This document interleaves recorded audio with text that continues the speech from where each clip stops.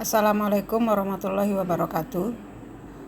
Yang saya hormati Ibu dosen pengampu mata kuliah Manajemen Sumber Daya Manusia, Ibu Dr. Hajah Megawati MPD. Pada kesempatan ini saya Rita Devi, mahasiswa pasca sarjana Universitas Indraprasta dengan nomor NPM 202073 akan mempresentasikan tentang mata kuliah Manajemen Sumber Daya Manusia.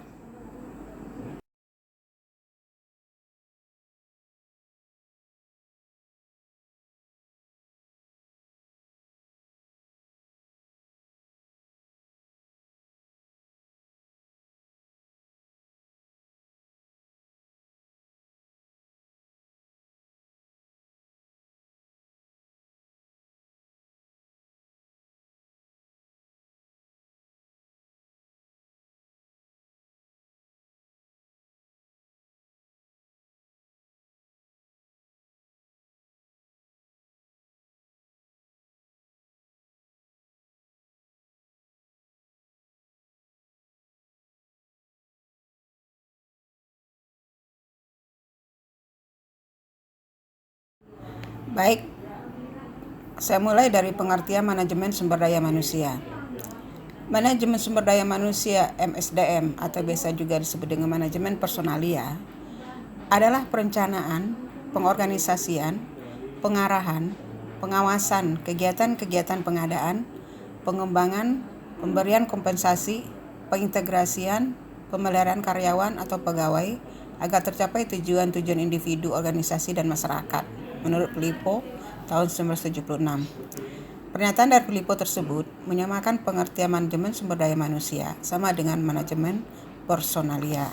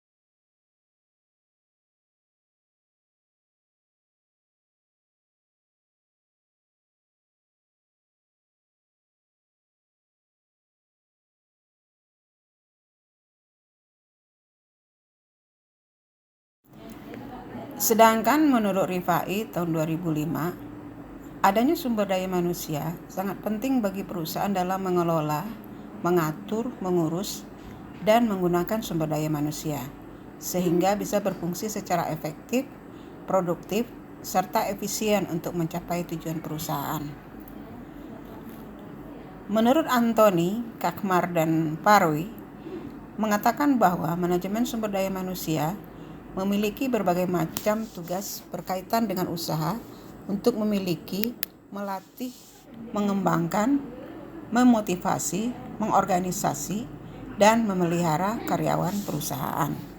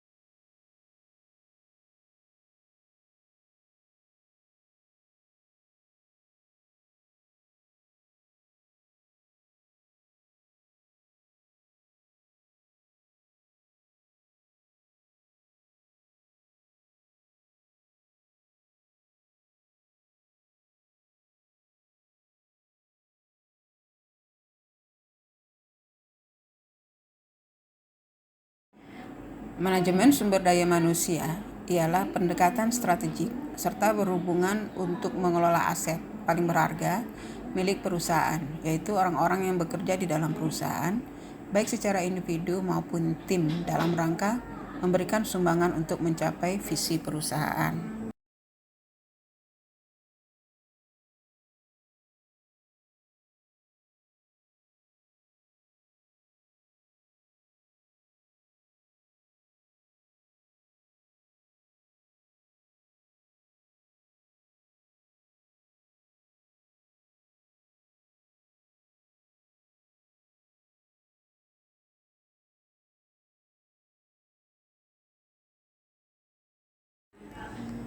Penjelasan di atas menunjukkan bahwa manajemen sumber daya manusia atau MSDM meliputi kemampuan dan potensi yang dimiliki pimpinan dan karyawan dalam sebuah perusahaan. Karyawan tidak diperlakukan sebagai mesin dan perlu disadari bahwa karyawan adalah mempunyai potensi dan bakat yang terus dapat dikembangkan untuk kepentingan perusahaan. Setelah dikembangkan, maka pimpinan perlu menciptakan suasana yang kondusif untuk dapat mengaplikasikan kemampuan dalam perusahaan. Namun pengaplikasian MSDM itu sendiri bukan hanya dilakukan di perusahaan saja. Dalam sebuah organisasi, MSDM juga menjadi aset penting agar tujuan organisasi yang diraih dapat tercapai.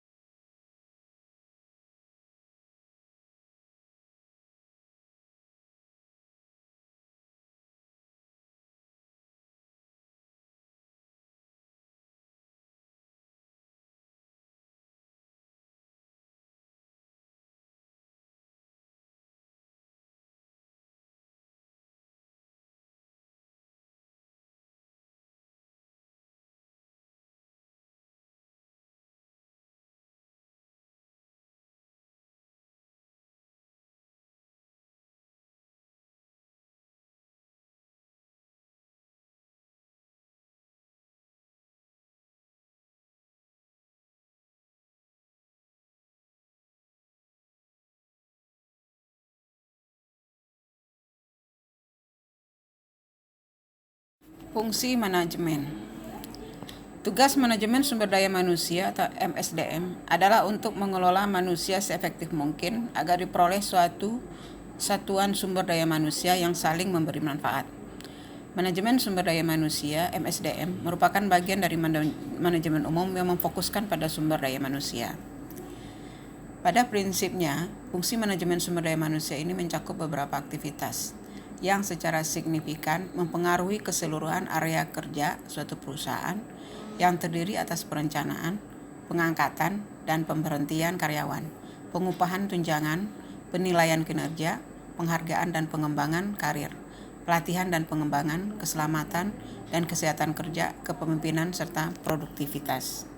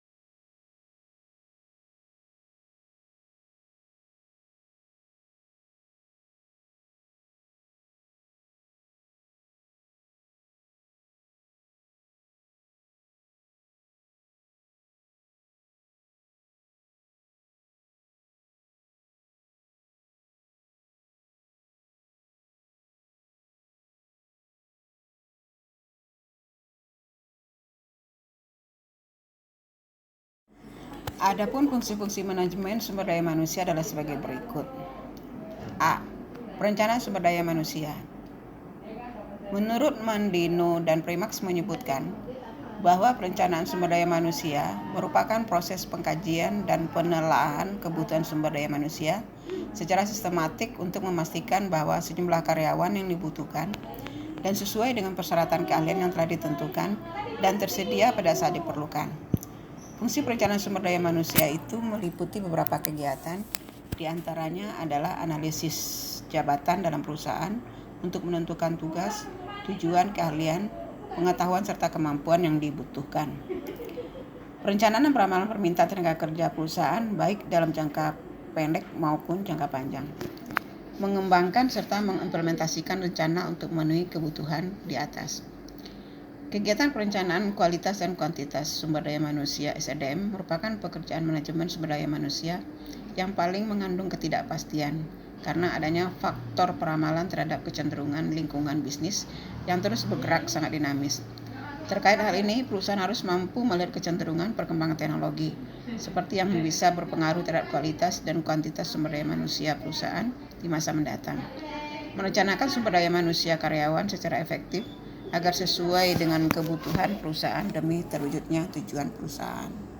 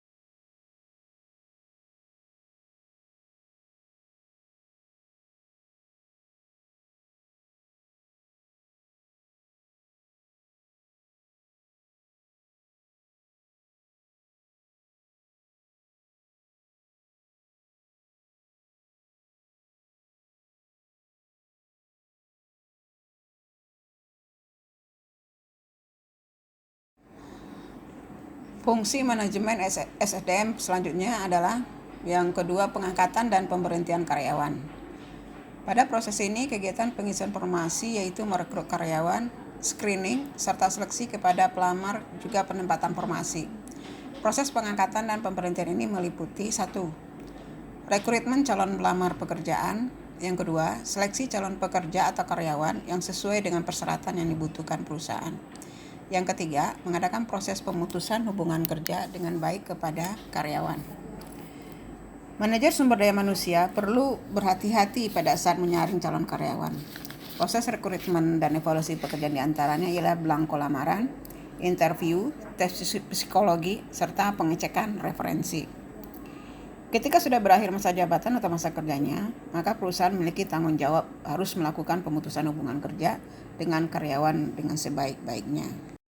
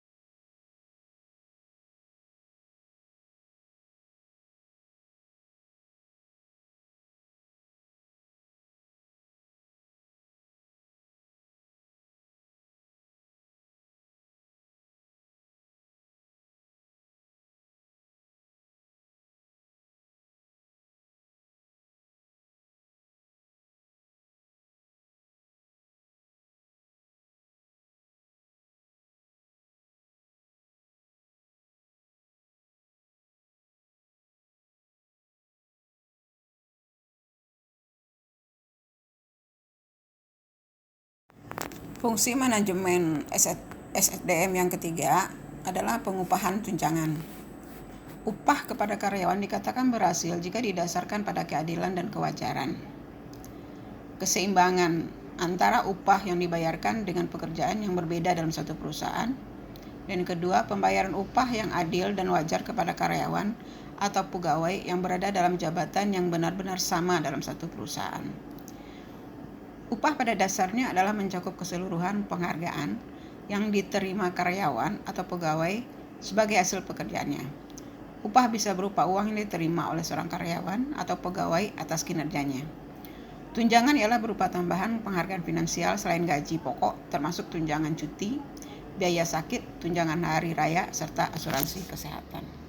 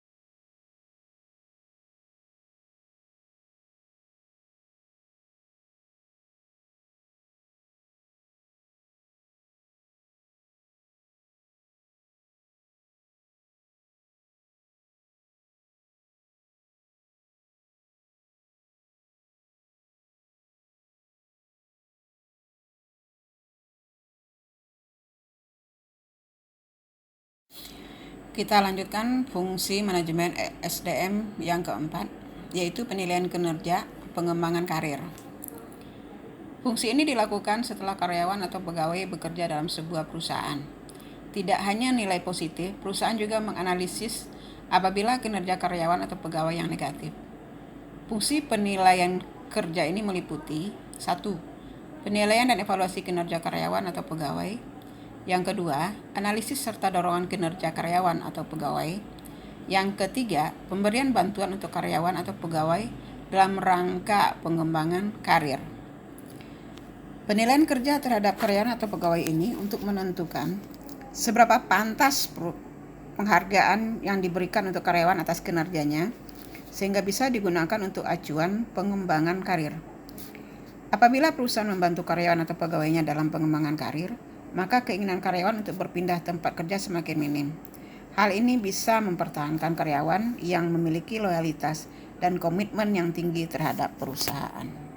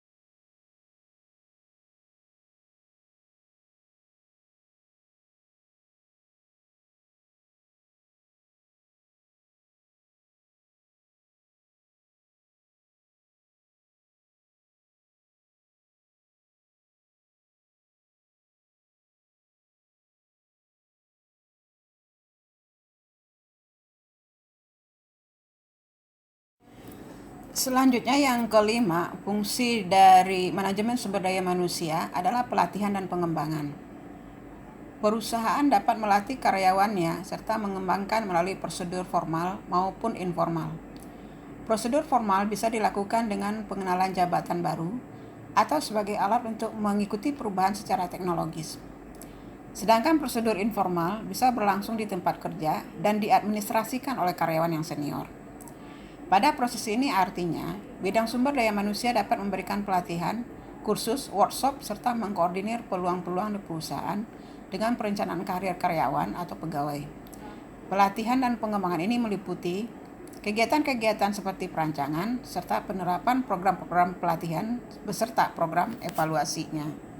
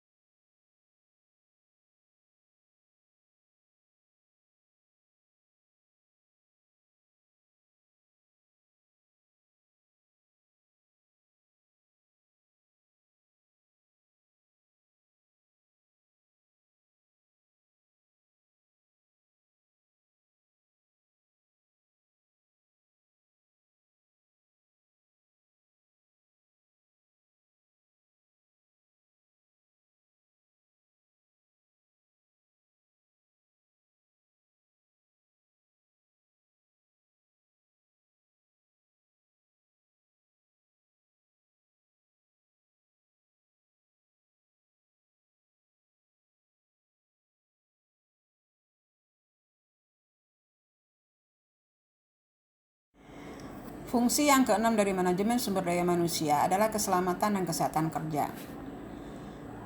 Pada proses ini, manajemen sumber daya manusia berfokus pada 1.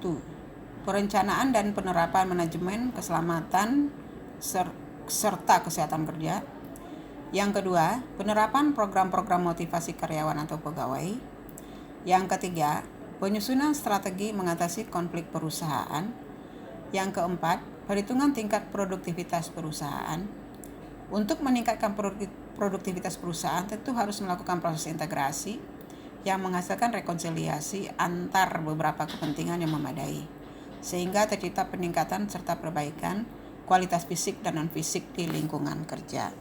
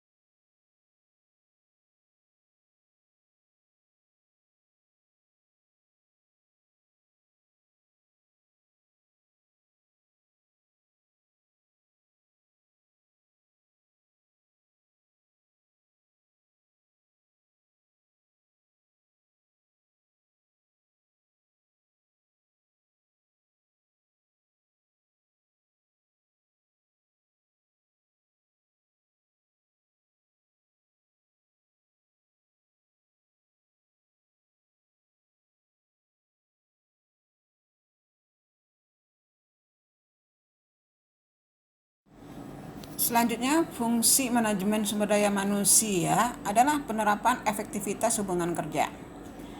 Pada fungsi ini, perusahaan harus mampu membuat standar bagaimana hubungan kerja yang efektif dan efisien dapat diimplementasikan.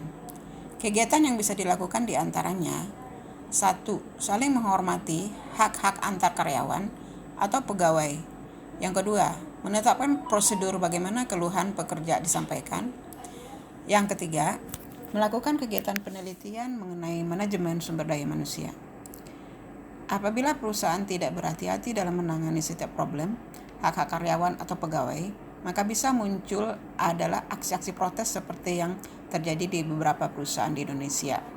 Ya, seperti kalau kita lihat setiap tanggal 1 Mei atau yang dikatakan sebagai hari buruh internasional May Day, itu banyak kalau kita lihat adanya demo-demo dari buruh karyawan yang merasa mereka kurang puas dengan apa yang telah mereka dapatkan selama ini di dalam pekerjaannya.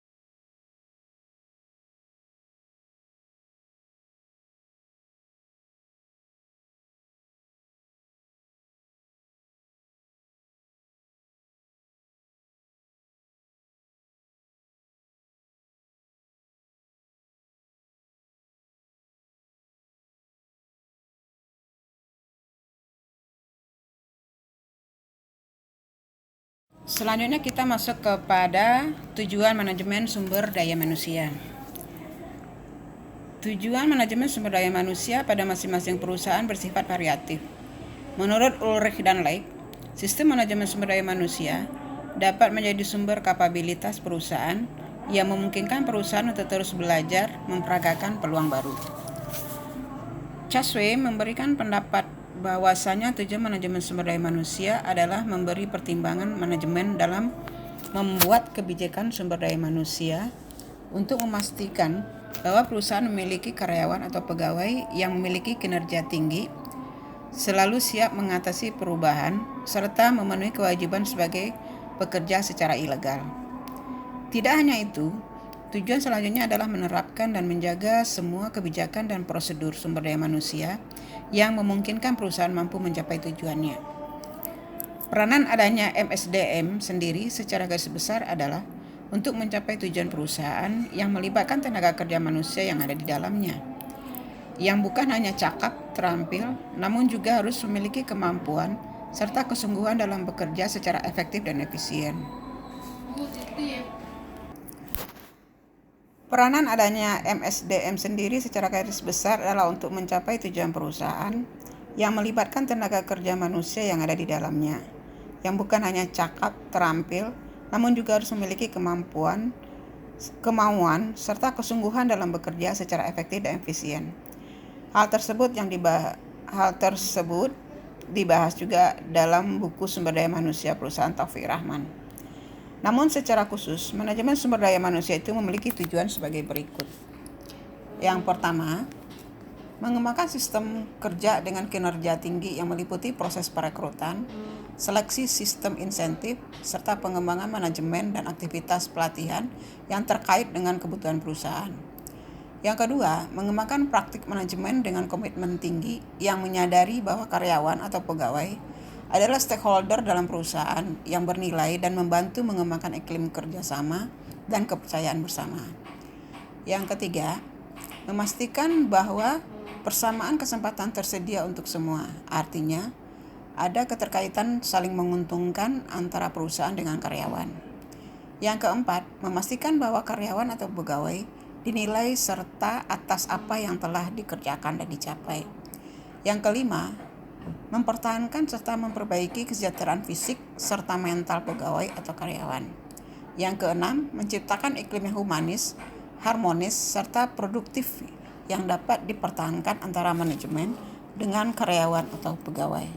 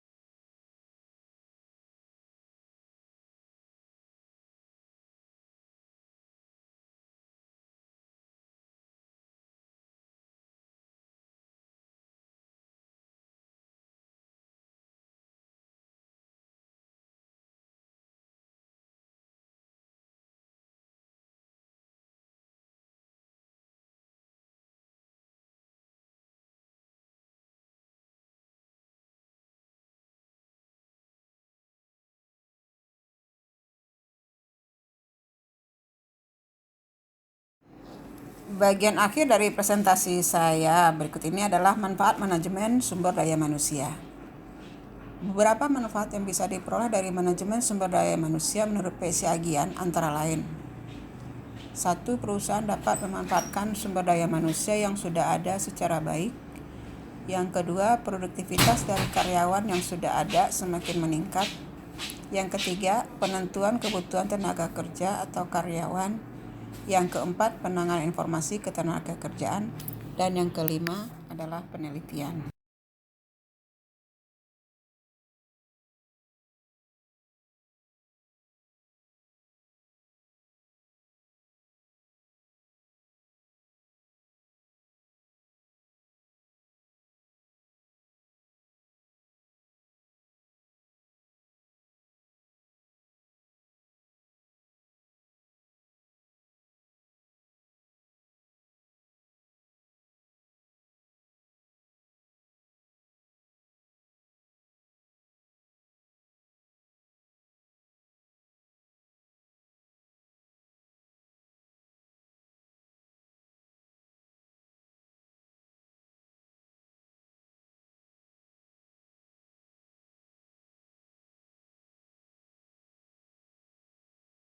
Demikianlah presentasi tentang mata kuliah manajemen sumber daya manusia ini saya sampaikan. Dan saya sangat berharap sekali ada masukan dan kritikan dari Ibu sebagai pengampu dari mata kuliah manajemen sumber daya manusia. Terima kasih untuk kesempatannya. Wabillahi taufiq wal hidayah. Wassalamualaikum warahmatullahi wabarakatuh.